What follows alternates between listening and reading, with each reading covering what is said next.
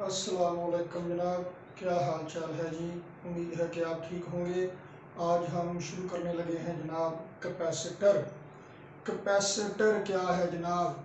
Capacitor is a device that has the capacity that has the capability to store the charge स्टोर करने की ability रखने वाला आला, इंस्ट्रूमेंट कहलाता है जनाब कैपेसिटर, जिसमें कैपेसिटी होती है चार्ज स्टोर करने की।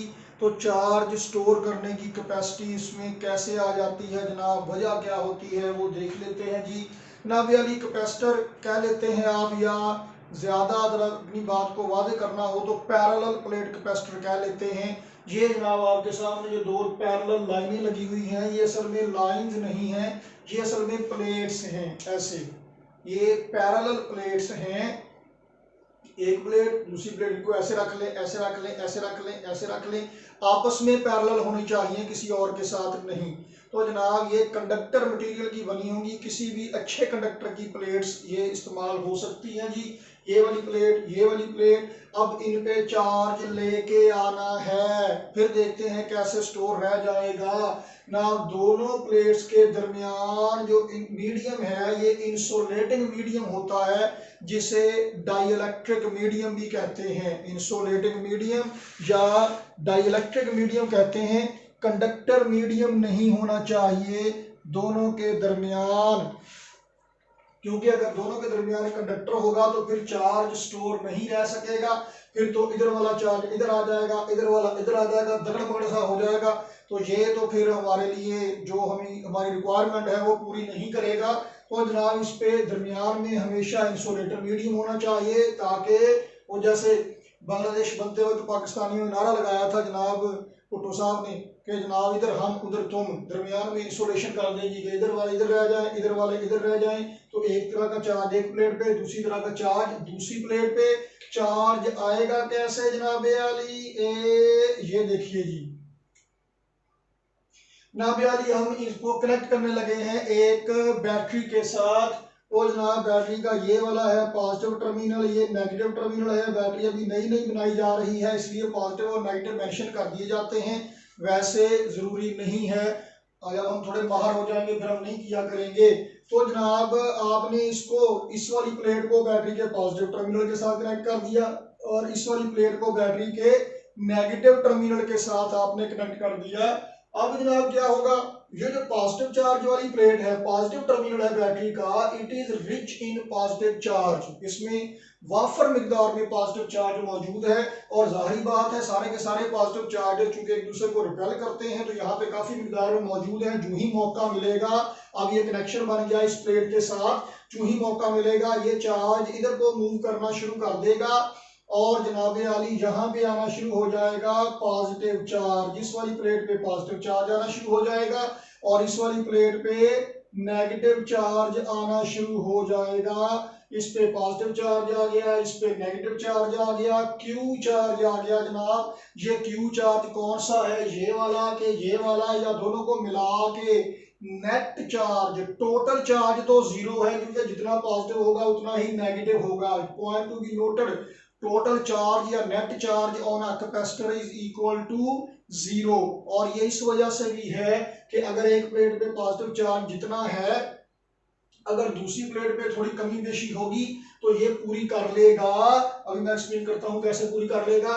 दोनों प्लेट्स पे चार्ज की न्यूमेरिकल वैल्यू बराबर होगी, एक पे पॉजिटिव चार्ज है, एक पे नेगेटिव चार्ज है, लेकिन न्यूमेरिकल वैल्यू चार्ज की बराबर होगी दोनों पे। तो जनाब अगर आप बैटरी का पॉजिटिव टर्मिनल यहाँ पे लगा दें, नेगेटिव ना कनेक्ट करें, या नेगेटिव कनेक्ट कर दें पॉजिटिव ना कनेक्ट करें, फिर भी चार्ज दोनों पे एक जैसा ही होगा। वजह क्या है? वजह ये है कि जब एक तरफ से पॉजिटिव चार्ज आएगा इस प्लेट पे, अब दरमियान में इंसुलेशन है, ये वाला चार्ज इधर तो नहीं जा सकता, इधर अगर कोई चार्ज है तो वो इधर नहीं आ सकता।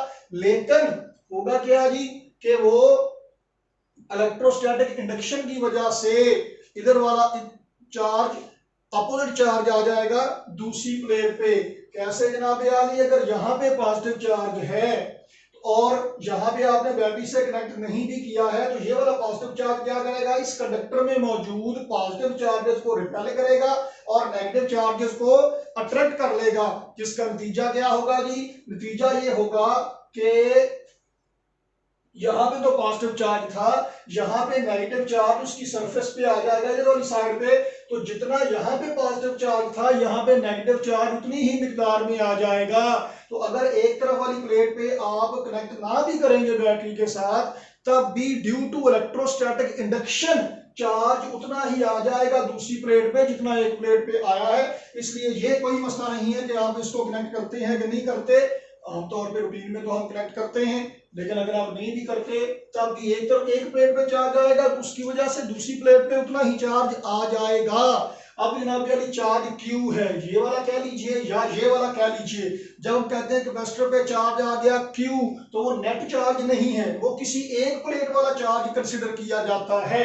तो जनाब दोनों के दरमियान इलेक्ट्रिक फील्ड सेटअप हो गया, ये हायर पोटेंशियल से लोअर पोटेंशियल की तरफ इलेक्ट्रिक लाइंस ऑफ फोर्स बनेगी, तो जनाब पोटेंशियल डिफरेंस बन गया, ये हायर पोटेंशियल प्लेट हो गई, ये लोअर पोटेंशियल प्लेट हो गई। तो जनाब आली Q चार्ज जो आ रहा है प्लेट्स पे, ये चार्ज डायरेक्टली प्रोपोर्शनल है किसके? Capital V potential difference between the two plates.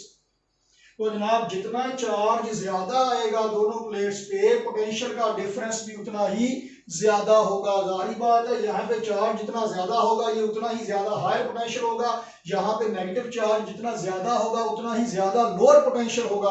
तो पोटेंशियल का डिफरेंस उतना ज्यादा होगा जितना चार्ज ज्यादा आता जाएगा दोनों प्लेट्स पर। नेट चार्ज 0 है। अब एक तरफ हो ये भी हो सकता है कि आपने एक बैटरी का पॉजिटिव टर्मिनल यहाँ पे कनेक्ट किया और इसको किसी दूसरी बैटरी के नेगेटिव टर्मिनल से कनेक्ट किया।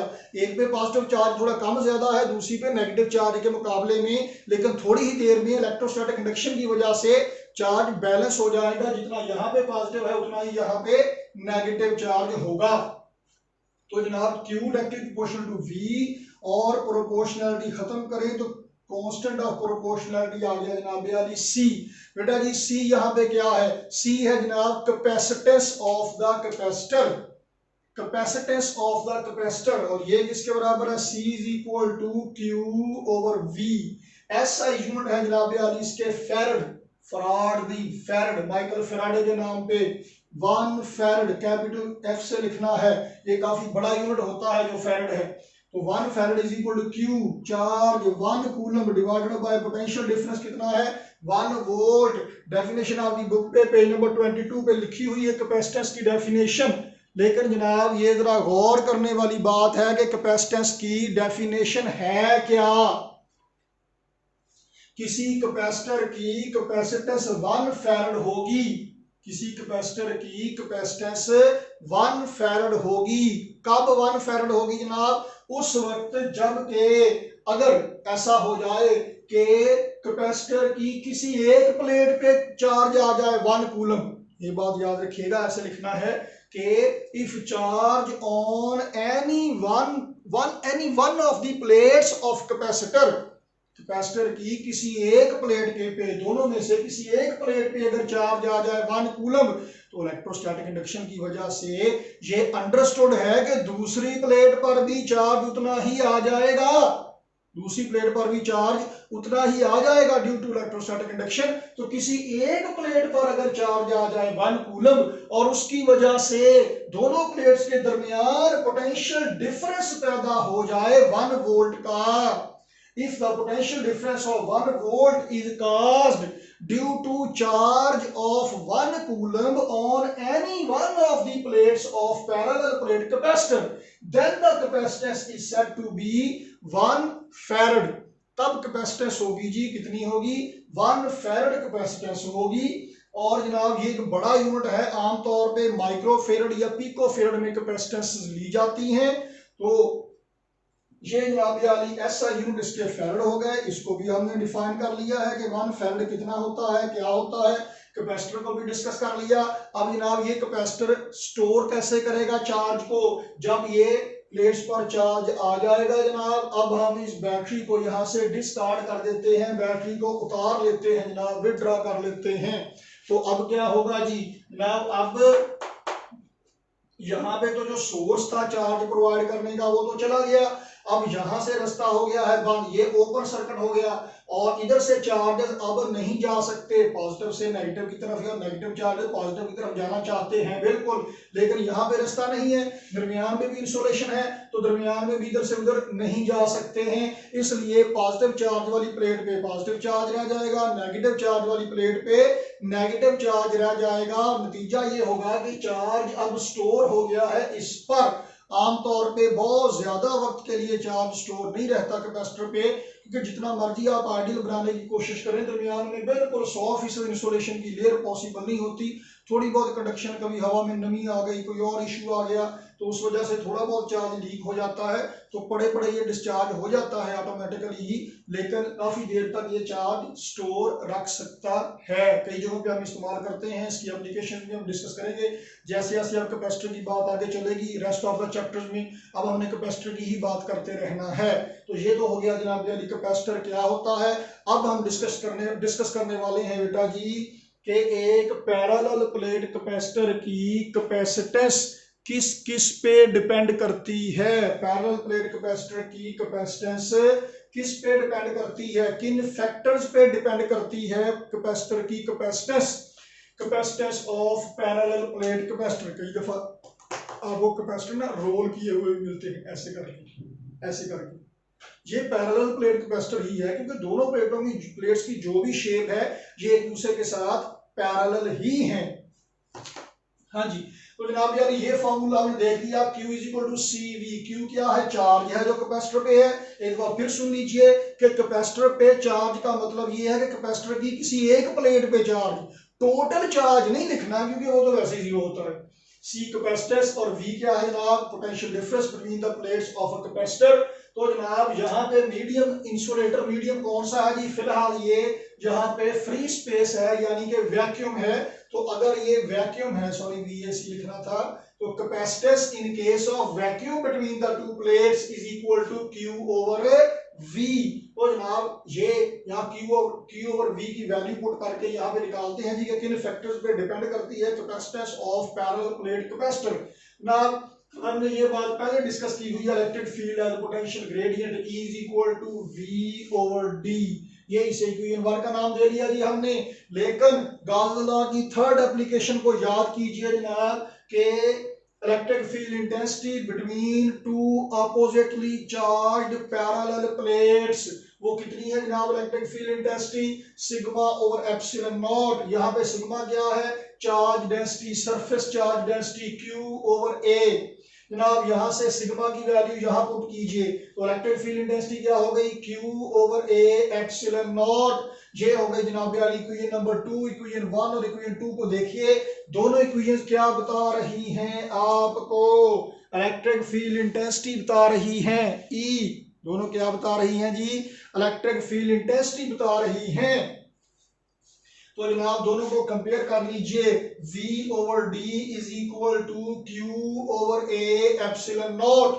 V over D is equal to Q over A epsilon naught. ना यहाँ पे हमने Q ओवर V की वैल्यू पुट करना है, यहाँ से Q ओवर V बनाइए तो V को उठा के इधर ले जाइए, Q ओवर V बन जाएगा। A एप्सिलॉन नॉट को चुक के ले आओ जनाब इधर, तो A एप्सिलॉन नॉट D के ऊपर आ जाएगा और Q के नीचे आ जाएगा जी V। Q over V is equal to A epsilon not over D।